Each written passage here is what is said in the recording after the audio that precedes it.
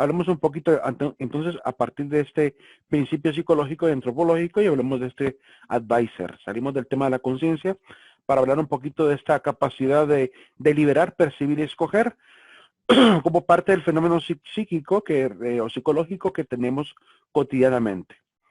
Partimos de un hecho. El psicologismo moral es una rama de la ética ligada también a la psicología, pero también un poco a la filosofía. Tiene dos ramas por lo menos que están relacionadas para generar el psicologismo moral. Es una doctrina que enseña que tenemos, al parecer, un fenómeno que está ligado a la conciencia, y es el que yo he llamado el advisor, pero que no son mis palabras, sino que son de algunos exponentes, ya veremos cuáles. No es un subjetivismo solamente, no es entrar en la conciencia solo para tener mi propia opinión, sino que realmente este advisor o este guía aparece de manera mental para guiarnos hacia el camino recto, el camino objetivo de la moral. Por lo cual no es una actitud solamente de entrar en sí mismo para tratar de ver la vida desde mi propio punto de vista, sino que este advisor aparece como que fuera algo que me reprime, algo que me obliga, algo que me sanciona, algo que me está acusando, ¿verdad? Y que es un fenómeno que aparece constantemente a nuestra propia conciencia. La conciencia, cuando digo la propia conciencia, me refiero a la conciencia del entorno, que estoy aquí, que estoy haciendo tal actividad, ¿verdad? Y aparece a la par de esta conciencia de lo cotidiano. En el sentido directo, pues sería una introspección desde el punto de vista de la psicología y la filosofía. Es un entrar, ¿verdad?, objetivamente en mi yo para poder analizarlo.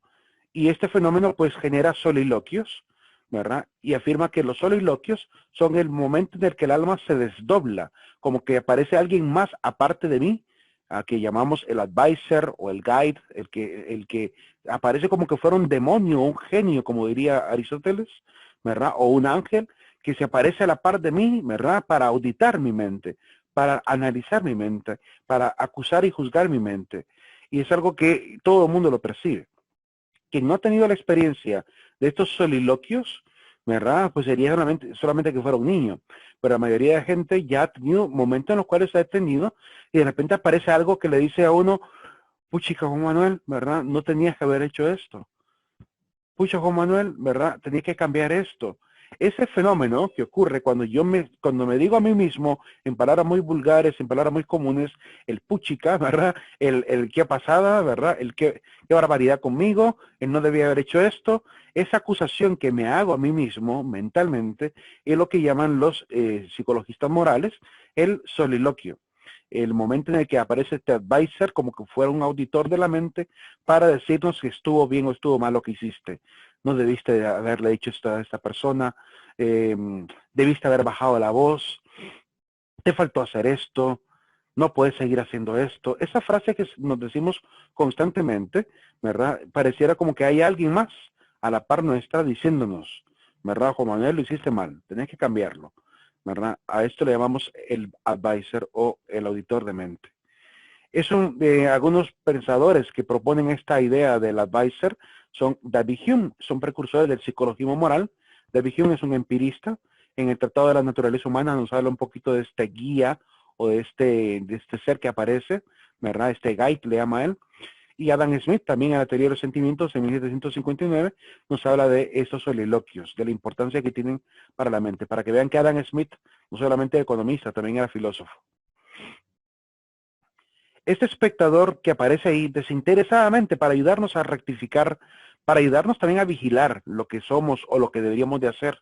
Es este momento también en el cual de repente aparece para decirnos, Manuel, ayúdale a este hermano. ¿Qué tal si fuera vos, el que estuviera en esta condición?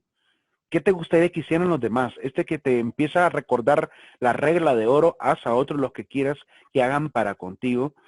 Este que nos recuerda constantemente la regla de oro es lo que llamamos ese espectador desinteresado. Está ahí como un tercer observador de lo que hacemos para decirnos y recomendarnos la rectitud. Emite juicios de gusto, disgusto, de simpatía, empatía y apatía, según Adam Smith.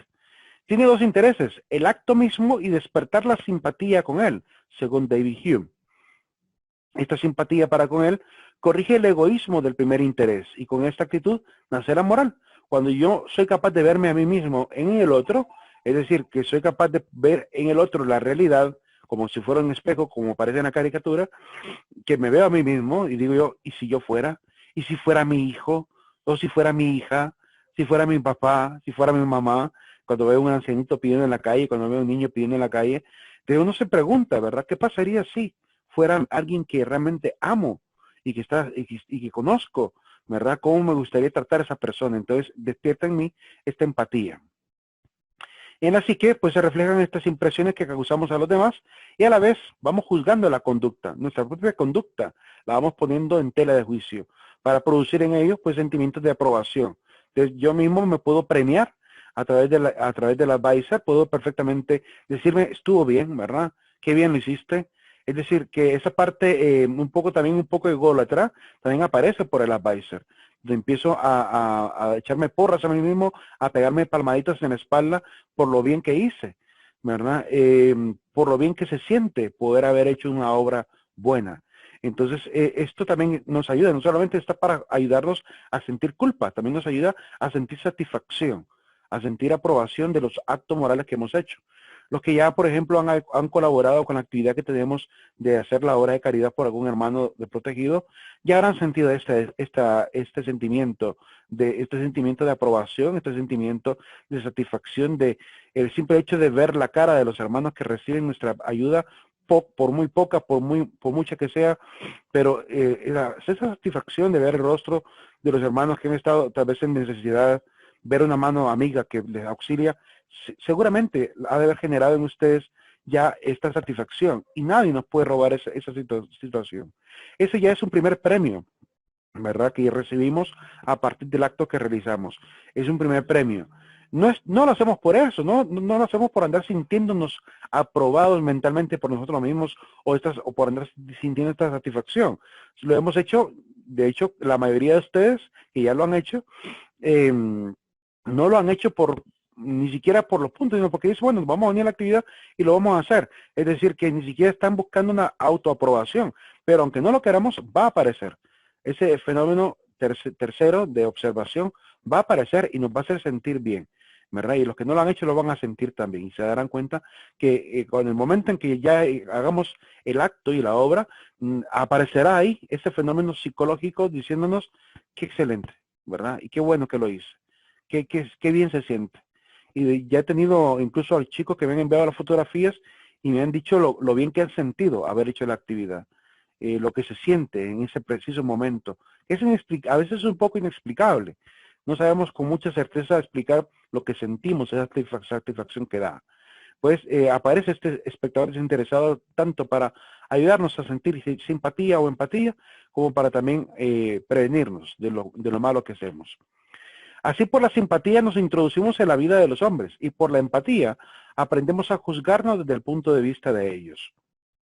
De tal forma que la conciencia no es sino una instalación retroafectiva y virtual en nuestra psique del espectador desinteresado y por lo tanto es un desdoblamiento psicológico. Hay una película que yo la coloco siempre en la clase de filosofía para que la puedan ver. Los que ya llevaron filosofía conmigo seguramente la habrán visto, la de película ¿Y tú qué sabes? En esa película aparece una chica que está viviendo un momento en el cual tiene que tomar una decisión importante. Y ella parece como que se desdoblara, como que parece ella frente a la entrada de un cine, ¿verdad? Y como que su conciencia se desdobla en posibilidades. Obviamente ahí están hablando del mundo cuántico y del mundo de las posibilidades desde el punto de vista de la física cuántica. Pero básicamente es esa misma idea. La idea de poderse desdoblar para verse a uno mismo en diferentes escenarios para poder tomar la mejor decisión. Entonces la chica pareciera que está frente a la entrada de dos puertas que van a dos salas de cine y ella decide ir a la primera sala mentalmente y darse cuenta que pudo haber disfrutado en esa sala. Después se desdobla para ir a la segunda sala y se da cuenta que es lo que habría pasado si va a la segunda sala. En una sala completamente sola, disfruta la película, se ríe tranquilamente. En la segunda se encuentra con su exnovio, se reconcilian y se van a la casa juntos. Es decir, que un mundo de posibilidades. Y lo que hace la chica es desdoblarse, es salir de sí para anticiparse a los hechos y poder llegar a deducir qué es lo que va a pasar. Es un hábito que podemos llegar a hacer. A mí ya me ha sucedido, ¿verdad? Y espero que a ustedes también les haya pasado, que de repente estoy quizás regañando a mi hija, ¿verdad? Y de pronto, por algo que ha hecho, y de pronto, pues, como que se desdobla mi conciencia y está alguien a la par de mí, ¿verdad? Estoy sintiendo que mi conciencia está, ¿verdad?, desdoblada, porque estoy viéndome a mí mismo, ¿verdad?, a punto de gritarle a mi hija y alguien como enfrente de mí, que soy mi propia conciencia, diciéndome, no, no, no, ¿verdad?, no te pases, ¿verdad?, tranquilo, relájate, no te pases. Entonces hay alguien diciéndome ahí, que es la conciencia misma, que se desdobla para prevenirme. Hay un anuncio en México que se hizo muy popular, bueno, una serie de spots publicitarios que hicieron en México durante los año 2000, quizás, o 90, 2000, donde aparecía Chabelo, la Chilindrina, personajes de la televisión, ¿verdad? Y de repente sale en escena de una madre, está a punto de pegarle una manotada en la cara a sus hijos, y de repente aparece, no sé, la Chilindrina o el Chabelo diciendo, alto, ¿verdad? Cuenta hasta 10. Entonces estaban tratando de socializar con México el alto a la violencia y el detenernos a antes de dar un golpe que puede ser grave para los hijos. Entonces la persona aparecía contando 1, 2, 3, contaba hasta 10 y se calmaba. Hasta el color de la pantalla, que estaba un poco roja, empezó como a bajar la temperatura. Y de pronto pues ya sale este personaje diciendo pues que tenemos que aprender a detenernos. Entonces esa actividad que hacía el Chabelo, la Chilindrina, previniendo de relajarse, es lo que hace el advisor. Aparece ahí, ¿verdad? Se pone como Eugenio Derbez en El Portero, ¿verdad? Que pone a decir, alto mi cuate, ¿verdad? Y entonces detiene el escenario y pareciera como que se genera un fenómeno psicológico que pareciera que se alarga el tiempo, donde uno puede perfectamente detenerse y tomar esas decisiones de deliberación moral rápidamente antes de ejecutar el acto, ¿verdad? Y ojalá que podamos practicar este desdoblamiento, porque es algo que tenemos que tener presente para evitar caer también en problemas de inmoralidad. Imagínense que a usted le van a dar un soborno. Entonces ahí desdóblese lo más que pueda, ¿verdad? Desdóblese lo más que pueda, alárguese en el tiempo, ¿verdad? Como esta película de Nicolas Cage, donde se alarga en el tiempo con la mente, era un hombre que podía ver el futuro, y es capaz de ver hasta la última consecuencia de su acto, ¿verdad? Para poder realmente tomar una decisión. Ese tipo de actividades que ocurren en nuestra psique, ¿verdad? Es que hay que practicarlo para evitar caer, digamos, en un acto inmoral como el soborno y para aprender a ver en el futuro qué pasaría si yo acepto ese soborno, qué pasaría si yo dejo de estudiar, qué pasaría si yo no trato bien a mi pareja, qué pasaría si golpeo a mis hijos. Es decir, esa actividad debe aparecer, ¿verdad? De manera muy práctica, tiene que aparecer constantemente. Si nunca nos ha pasado esto del fenómeno psicológico del desdoblamiento, pues como digo, nos falta un poco de madurez, ¿verdad? Nos falta un poco de madurez. Y si vamos caminando por la vida como que fuera algo completamente fortuito, sin tomar una decisión recta, pues nos falta mucha madurez. Es un poco de practicar la reflexión. Es necesario activar la reflexión personal para que realmente aparezca este fenómeno.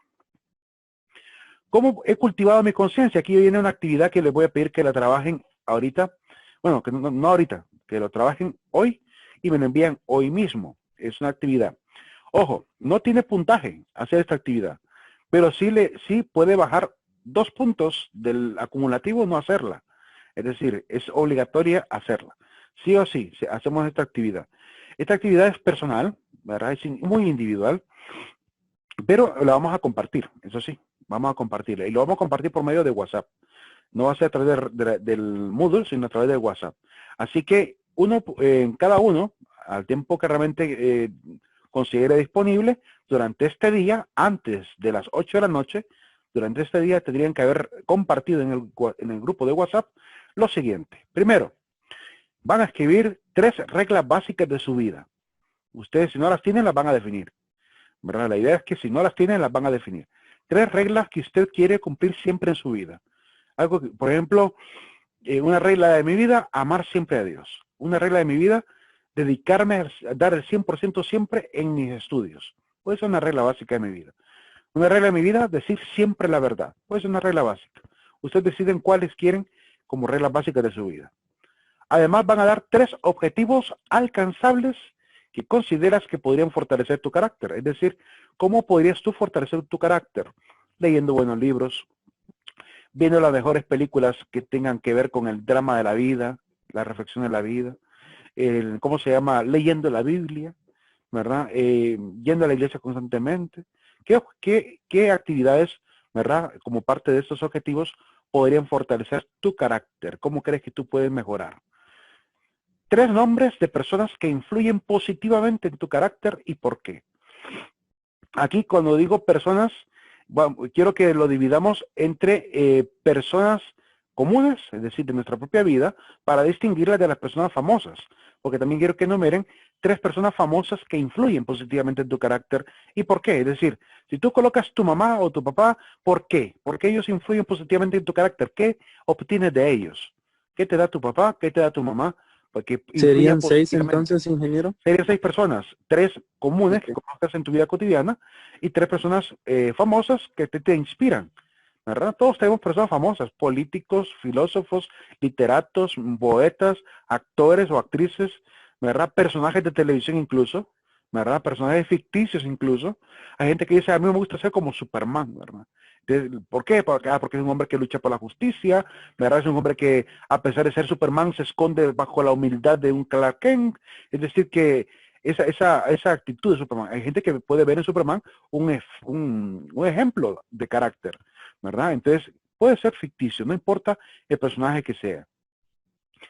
Y además, un consejo para el resto de tus compañeros que les sirva a todos para poder mejorar como persona. ¿Qué aconsejarías tú a los compañeros del grupo? Así que esta actividad la vamos a realizar a partir de hoy. Ahora las dejo para que capturen pantalla y lo puedan hacer durante este día. Lo escriben ahí en WhatsApp, ¿verdad? Lo escriben ahí en WhatsApp y ahí mismo envían el mensaje.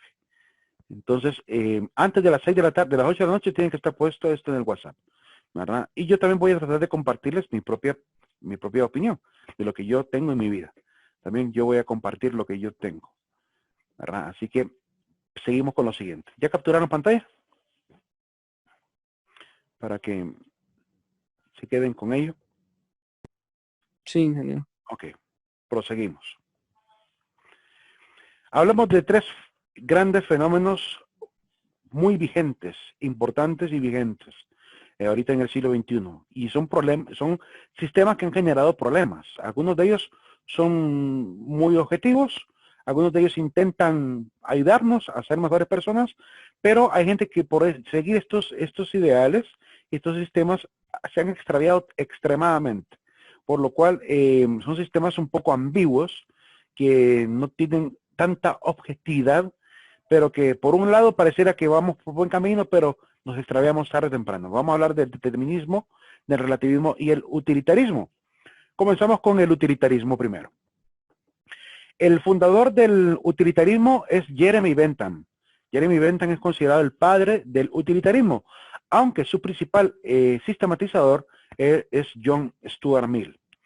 Él, de alguna manera, pues a través de la obra Introducción a los Principios Morales y Legislación de 1780, él va a describir los postulados principales del utilitarismo. Según él creía que, como era un hombre muy racional, creía que podía hacer un cálculo matemático entre la satisfacción y los sufrimientos obtenidos para determinar el valor de los actos. Esto le va a interesar muchísimo al tema de la economía también, porque si podemos realmente determinar el valor moral de los actos, pues de igual manera podremos determinar el valor material de las cosas. Si se puede hacer un cálculo para hacer algo tan abstracto como esto, se puede hacer un cálculo para algo más abstracto, más material, como el tema de los valores de los bienes materiales. Era un hombre de razón y de entendimiento antes que de corazón y sentimiento. Es decir, que intenta convertir, al igual que Wilhelm Leibniz, que intentó convertir el lenguaje en matemática, pues él intentó convertir, ¿verdad?, la deliberación moral en matemática. ¿Qué es el utilitarismo como sistema filosófico, moral? Pues es un hedonismo psicológico. Lo que intentan es determinar que los seres humanos orientamos nuestro actuar conforme a la evitación del dolor y el acercamiento a lo placentero y agradable. Es decir, el hombre se hace bueno si algo le produce placer, el hombre se comporta malo si realmente hace lo contrario al placer, es decir, que se provoca daño a sí mismo o daño a los demás. Si yo provoco mi propio placer y el placer de los demás, no tendría ningún problema con ser considerado inmoral. Y este es un peligro. Decir esto es un peligro. ¿Por qué? Porque entonces queda validado como algo positivo, digamos, en la carrera de ser no sé, un actor de pornografía. Porque estoy provocando un placer a mí mismo y un placer a los demás. Es decir, si nos vamos con esta idea del hedonismo psicológico, generamos un problema como este. Un problema donde lo que es inmoral desde algunos sistemas se convertiría aparentemente en algo moral. Porque como produce bien, ¿verdad? Como produce bien, entonces empiezo a justificar algunas acciones. Como el narco es el que ayuda a la comunidad más que los políticos, pues defendamos al narco. En México ya está pasando. En México hay narcotraficantes que están siendo muy valorados en el pueblo como que fueran héroes del pueblo, ¿verdad? Porque le producen el mayor bien posible al mayor número de personas. Es decir, manejan una forma muy utilitarista de la ética y entonces convierte a la gente en adeptos de su defensa, ¿verdad? En defenderlos. Hace poco, no recuerdo, ahorita por el tema del COVID, había un narcotraficante en México que mandó a regalar cajas de víveres y hasta de equipo médico para la gente, ¿verdad? Y con el logotipo de su fierro, ¿verdad? De narcotraficante, ¿verdad? Creo que hasta con el rostro del santo del narcotráfico. Es decir, que esta idea de que como estoy produciendo mucho bien, entonces empiezo a querer validar, ¿verdad? Incluso comportamientos inmorales. Ese es el peligro del hedonismo psicológico, por lo cual este sistema, por un lado, sí enseña algo muy positivo, ¿verdad? Y de hecho lo vamos a ver en el siguiente postulado. John Stuart Mill es el sistematizador de este, valga la redundancia, este sistema moral, por lo cual se reconoce también como un precursor y también como padre, además de Jeremy Bentham, ¿verdad? Pero el original es Jeremy Bentham porque comenzó mucho antes a hablar del tema del utilitarismo. Pero si vemos en algunos de los principales fuentes, van a poner a Stuart Mill como el padre, ¿verdad? Por el tema, igual que pasa con Comte, que en el positivismo Comte parece como que fuera el padre, pero realmente quien empezó el positivismo fue su maestro, que fue el conde Saint-Simon. Entonces, se genera esta discusión sobre quién debería ser considerado el verdadero padre. Sin importar, vamos a la parte del sistema. En el utilitarismo de Stuart Mill, ¿verdad?, que escribe una obra en 1863 llamada así, Utilitarismo, él enseña pues esta doctrina como una doctrina mediante el cual el ser humano puede realmente definir como bueno un acto si tiene la utilidad de alcanzar la felicidad. Es decir, la finalidad de todo acto, de toda acción humana, es la búsqueda de la felicidad y está buscada, pues, está vinculada en la realización de acciones útiles. Si una acción es útil para alcanzar la felicidad, es buena. Ese es el tema importante del utilitarismo, de definir como bueno aquello que me alcanza felicidad. El problema está y radica en el tema de la subjetividad de lo que significa ser verdaderamente feliz, ¿verdad? Según Stuart Mill, permítame, el placer intelectual está antes que los placeres físicos.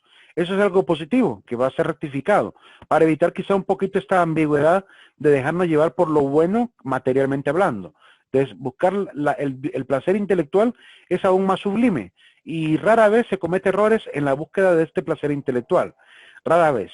Pero si nos dejamos llevar solamente por la idea de utilitarismo de carácter material, podemos cometer el error del ejemplo del narcotráfico, el ejemplo de la pornografía, ¿verdad? Si nos dejamos llevar por la parte nada más física. Él define tres conceptos: qué es lo bueno, qué es lo útil y cuál es la finalidad de los actos. Dice que lo bueno es lo que nos es útil para ser felices. Lo útil, ¿verdad?, la utilidad, sería el criterio para determinar la felicidad y la finalidad de las acciones morales. Esa sería la utilidad. Y la felicidad es el único bien según los utilitaristas.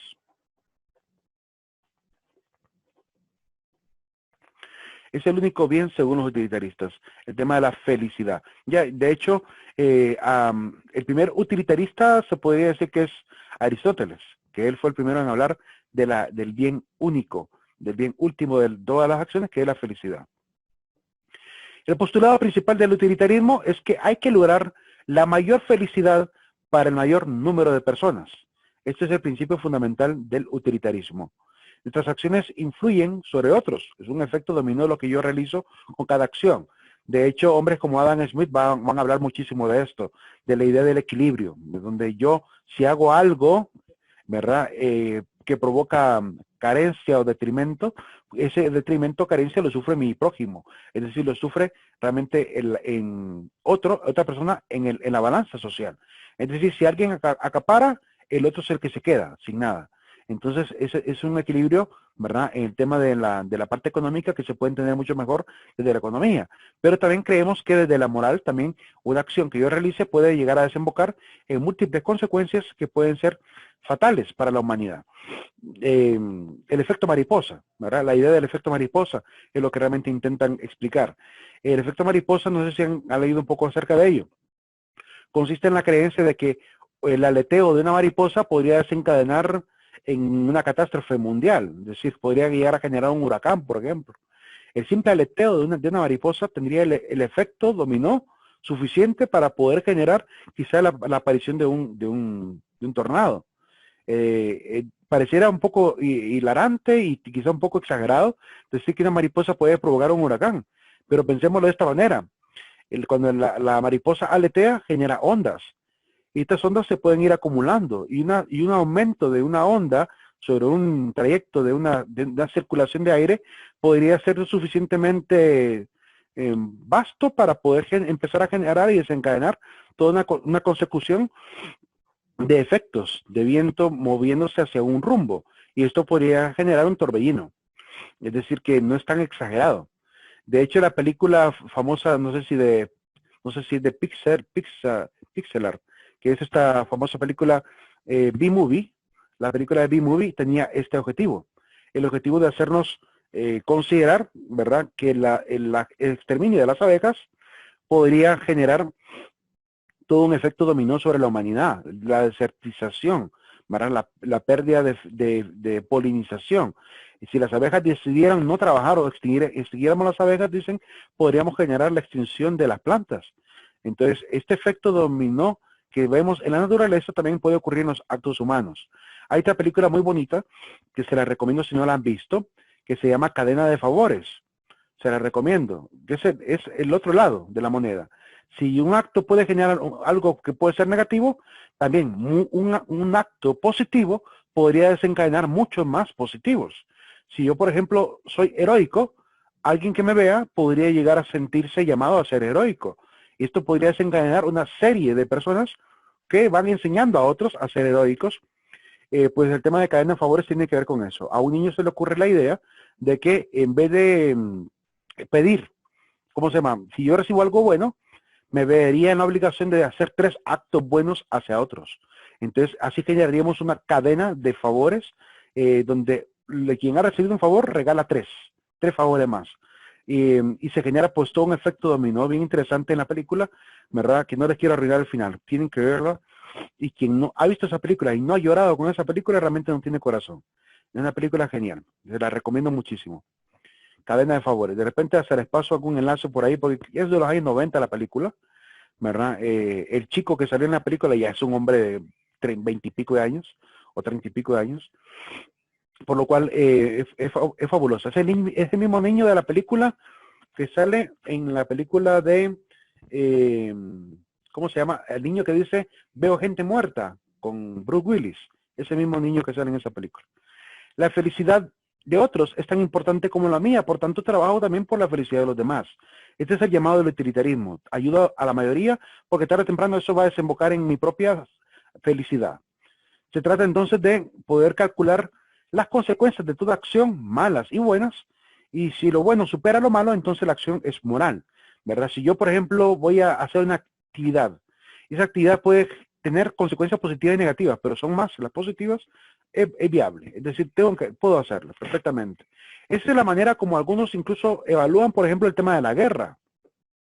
En la Segunda Guerra Mundial se cuenta una anécdota que salió, incluso hicieron hasta una película de ello, que es la película de, creo que se llama El juego de la imitación, que cuenta la historia de Alan Turing, que es el padre de la informática moderna, y cuentan el hecho de esta parte moral, donde ellos tenían la capacidad de tener, después de que pudieron descifrar la máquina Enigma, ellos podrían haber detenido muchísimos ataques nazis, pero decidieron no hacerlo siempre. Es decir, decidieron que en algunos momentos la gente podía morir y otros momentos la gente podía sobrevivir. ¿Y por qué lo hicieron de esa manera? ¿Por qué se volvieron jueces de quién vivía y quién moría? Porque sabían que si se podían a detener cada uno de los ataques de los nazis, podían los nazis llegar a ejecutar el plan de no seguir enviando los mensajes por medio de la máquina. Entonces habrían descubierto que la máquina ya había sido descifrada, la máquina Enigma, que era la máquina con la cual encriptaban los mensajes. Pero tomaron esa determinación de aquí hay un ataque, pero no lo vamos a detener, que ataquen y que maten a la gente. Imagínense estar en esa posición de decidir quién vive y quién muere, pero por un fin mayor, tuvieron que optar por esa actividad de tener algunas campañas, las más importantes, y las que fueran secundarias, dejar que siguiera el curso de la historia. ¿Verdad? Interesante película desde el punto de vista de lo moral, ¿verdad? Poder analizar esto, ¿verdad? Y al parecer fue una decisión que se tomó durante la Segunda Guerra en Inglaterra. ¿Qué haría usted? ¿Verdad? ¿Detendría todos los ataques? ¿Arruinaría el plan y dejaría que los nazis descubran? ¿O por lo contrario se atreve a buscar el fin mayor, que sería detener la guerra totalmente, a pesar de que en el camino mueran muchas personas? Es un tema moral bien difícil, ¿verdad? Poder decidir algo así. La respuesta ante la ambigüedad de criterios sobre lo que es la felicidad, pues de alguna manera los utilitaristas responden.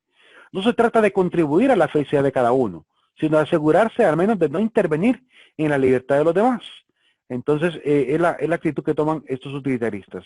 Es decir, puedo buscar el mayor bien posible para todos, pero si no puedo, al menos no debo interferir en la felicidad y la búsqueda libre de los demás, de esta búsqueda de la felicidad que cada uno también realiza.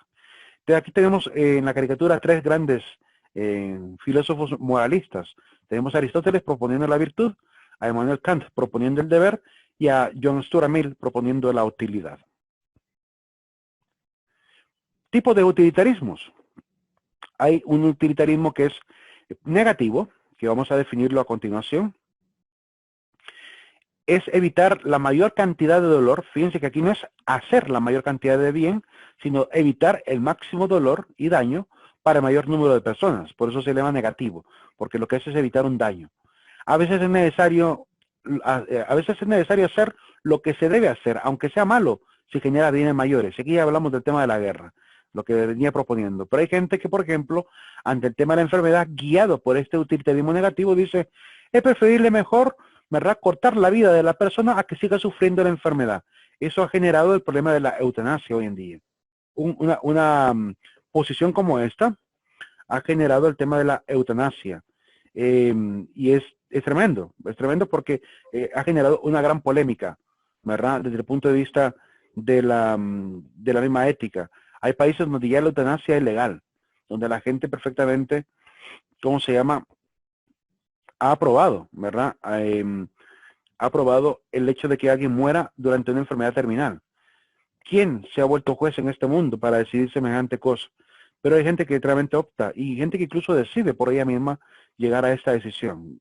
Tremenda decisión, difícil decisión, ¿verdad? En Honduras ya tuvimos a un personaje de nuestra política que tomó esa determinación de quitarse la vida antes de aparecer sufrir una grave enfermedad, que es el expresidente Carlos Roberto Reina, ¿verdad? Él se suicidó y aparentemente fue por el tema de que sabía que venía una enfermedad terminal grave, que lo iba a dejar, pues, y ¿cómo se puede decir?, en un estado deplorable de salud. Y él, para no sufrirlo, decidió cometer un acto de eutanasia, ¿verdad?, de preferir morir antes de pasar por ello.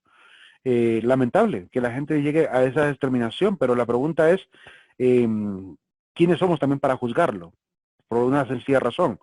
Nosotros no sabemos cuándo nos va a tocar. Es decir, desde el punto de vista de la ética cristiana, yo diría, pidamos a Dios mucha fuerza y fortaleza para el momento de la enfermedad. Pero desde el punto de vista filosófico moralista, diría yo, nadie tiene la capacidad de juzgar algo de esta manera, como si fuera realmente un juez que condenaría a quien tome esa determinación. Así como no juzgamos el que da la vida por los demás, que lo vemos como algo positivo, aunque también es un suicidio altruista, ¿verdad? El hecho de desear morir por el otro, como pasó con Maximiliano Kolbe, por ejemplo, que decidió morir por alguien a favor de salvar la vida a otra persona, como la madre o el padre decide morir por regalarle el corazón o los pulmones o el corazón o los riñones a sus hijos. Es decir, ya ha pasado gente que decide perder la vida con tal de salvar la vida a un ser querido, ¿verdad? Y ese grado de entrega, de ir a la muerte por un fin mayor, nadie lo juzga como negativo.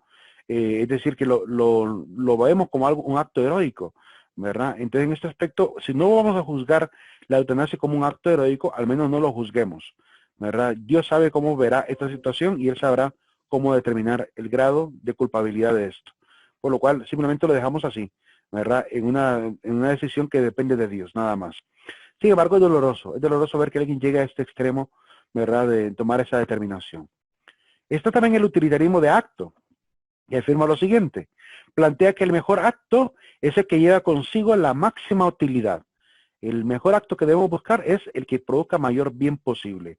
Cada vez que se actúa, ha de recurrirse al juicio personal para determinar qué acción concreta producirá el mayor excedente de felicidad sobre la infelicidad, que se ponga por encima de la infelicidad. Y aquí pues ha generado también algunos problemas.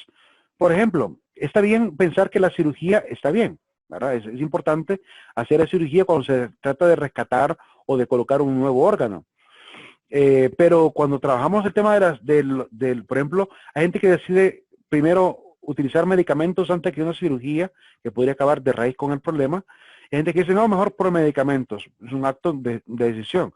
Pero ¿qué decir de la gente que se va más al extremo todavía? Que huye a utilizar medicamentos, huye a la cirugía y prefiere utilizar métodos naturales, ¿verdad? ¿Qué decir de este tipo de acciones? Sabemos que el método natural a veces puede ser efectivo y a veces no, ¿verdad? Pero hay gente que le rehuye a seguir pues el avance de la ciencia, ¿verdad? Y prefiere mejor irse por el camino alternativo, ¿verdad? Alguien utilitarista diría, no, si se acaba el problema con la cirugía, pues vámonos a la cirugía, ¿verdad? Sin mayor problema. Pero hay, como digo, niveles, donde cada uno pues determina cuál es el mayor bien posible en medio de la búsqueda de la felicidad. También está el otro tema, ¿verdad? La gente que, por ejemplo, dice, bueno, yo me amo a mí mismo o a mí misma como soy, ¿verdad? Y la gente que está inconforme con ser quien es y se manda a operar, se manda a poner glúteos, a poner, ¿cómo se llama?, pechos, a quitarse arrugas, a meterse botox en la cara, ¿verdad? Y todo por el supuesto afán de buscar a esa persona ideal que vería en el espejo para aprender a amarse. Entonces aquí viene la gran pregunta: ¿qué es lo más útil? ¿Qué es lo mejor?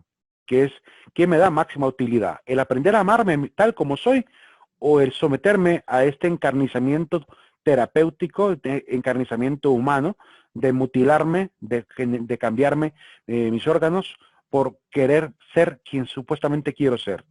Ya hemos visto, por ejemplo, hay una cantante famosa de un grupo llamado LP, que ella se mandó a cortar los senos, se quitó los senos completamente y ahora parece más hombre que mujer. Y uno se pregunta, ¿qué pasa con la psicología de una persona que es capaz de mutilarse al extremo porque de repente no ama ser quien es? ¿Verdad? Es un tema bien importante y que creo que desde el punto de vista del utilitarismo también se puede perfectamente reflexionar. Entonces, el utilitarismo puede ser una doctrina, por un lado, puede ayudarnos a tomar decisiones difíciles, como pasó con la época de la guerra, y que llevó pues a un bien mayor, que fue acabar con la guerra.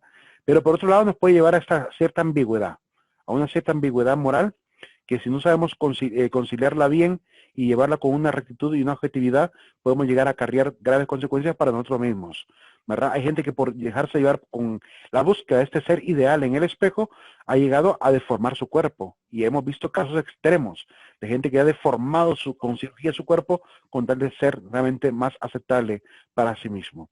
Ahí nos quedamos, chicos. Nos vemos el día de mañana. Que pasen un feliz día. Gracias, Inge, igual. Ingeniero,